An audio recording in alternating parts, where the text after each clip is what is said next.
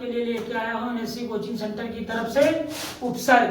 अब हम दो दिन में जो है आपको हिंदी की समस्त व्याकरण पढ़ा देंगे बहुत ही जल्द समय में भी। आप केवल एक बार वीडियो देखना है और देखने मात्र से जब आप क्वेश्चन को टिक करने लगेंगे तो आपको लगेगा कि एनएनसी कोचिंग सेंटर की तरफ से आपको कुछ फायदा हुआ है। तो हमारा एक पूरा वीडियो देखिएगा जरूर, अगर आप देखते हैं तभी आप प्रश्न उत्तरी कर पाएंगे। चलिए अब हम उपसर्ग को चालू करते हैं। उपसर्ग की छोटी सी परिभाषा भी बना लेते हैं, जैसे वे संज्ञा शब्द जो किसी शब्द के आगे जुड़कर उसका अर्थ बदल देते हैं, उपसर्ग कहलाते हैं। आगे जुड़कर, प्रश्न है आगे जुड़कर अर्थ बदल देते हैं तो वे उपसर्ग कहलाते हैं। कितनी सिंपल बात है, आगे जुड़कर, यानी कि उपसर्ग में हमें बुझाना दिक्कत नहीं है, आगे वाले शब्दों को देखना होगा। फिर उसके बाद लिखा हिंदी में 3 प्रकार के उपसर्ग होते हैं। हम लोग हिंदी का पेपर देने जा रहे हैं 24 फरवरी से, तो भैया हिंदी नहीं पढ़ेंगे तो फारसी पढ़ेंगे, तो इसीलिए हिंदी हम लोग पढ़ेंगे। तो हिंदी में 3 प्रकार के उपसर्ग होते हैं। नंबर 1 होते हैं संस्कृत के उपसर्ग, और नंबर 2 हिंदी के उपसर्ग, और नंबर 3 होता है आगत उपसर्ग, यानी कि जिसको हम लोग देशी या विदेशी उपसर्ग कहते हैं। अब एक छोटी सी बहुमूल्य बात मैं आपको बता रहा हूं कि संस्कृत के उपसर्ग कुल होते हैं 22। संस्कृत के उपसर्ग होते हैं 22, नोट कर लीजिए, और हिंदी के उपसर्ग होते हैं 10। हो सकता है कि महत्वपूर्ण प्रश्न उत्तरी जो भी हम आपको बाद में समझाएंगे इसमें कई प्रश्न पूछ ले हिंदी के उपसर्ग होते हैं, तो हिंदी के उपसर्ग होते हैं 10 और संस्कृत के उपसर्ग होते हैं 22। चलिए अगर इस वीडियो में नहीं समझ में आ रहा तो आगे वाले में समझ में आएगा। तो सबसे पहले हम लोग देखते हैं कक्षा 10 के उपसर्ग, जो हम लोग कक्षा 10 में पेपर देने जा रहे हैं। तो कक्षा 10 में जो उपसर्ग हैं, एक सिंपल सी बात और हम आपको बता रहे हैं, कक्षा 10 में एनसीईआरटी पैटर्न में जो उपसर्ग पढ़ने हैं वो संस्कृत के 9 उपसर्ग है और हिंदी के उपसर्ग है 2। अब कुछ लोग बड़े ज्ञानी मिल जाएंगे तुम्हें पढ़ने वाले, कोई पूछ लेंगे भैया जरा हिंदी के उपसर्ग 2 कौन है, तो भैया हमने ऊपर ही उनको ध्यान में रख रखा है, ये हिंदी के ही उपसर्ग है, बाकी से संस्कृत के उपसर्ग हैं। तो एनसीईआरटी में कक्षा 10 में बच्चों को कुल उपसर्ग पढ़ना है 11, जिसमें हिंदी के पढ़ने हैं 2 और 9 पढ़ने हैं संस्कृत के। तो सिंपल सी बात है। चलिए तो क्लियर हो गया।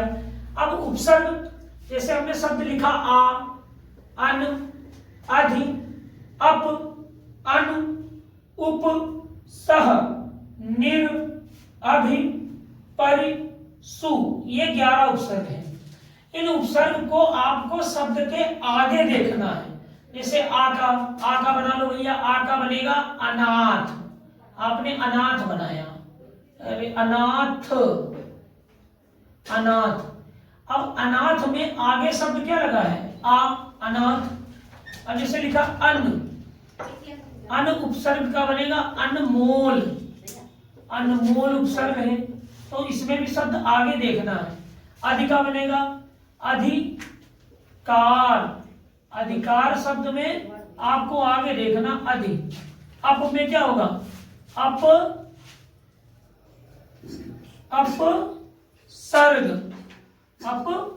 सर्ग भी होता है। इसी तरीके से आपको किसी भी शब्द के आगे देखना है। आगे देख करके जो शब्द हम लोग पहचान लेंगे वो होंगे उपसर्ग, क्योंकि उपसर्ग की परिभाषा मैंने बता दी है कि वे शब्द जो किसी शब्द के आगे जुड़कर उसका अर्थ बदल देते हैं वे ही उपसर्ग कहलाते हैं। और सबसे बेसिक जो बहुत इंपॉर्टेंट बात हमने बताई है वो ये बताई है कि हिंदी में उपसर्ग है 3, संस्कृत के, हिंदी के और आगत शब्द मतलब जो विदेशी उपसर्ग भी है, आगत मतलब जो आए हैं, जो लाए गए हैं। उसके बाद संस्कृत के 22 उपसर्ग हैं और हिंदी के 10 उपसर्ग हैं। परंतु कक्षा 10 में एक बार फिर से अपने कान खोल के सुन लीजिए, केवल 11 उपसर्ग हैं, इसमें हिंदी के 2 उपसर्ग हैं और संस्कृत के 9 उपसर्ग हैं।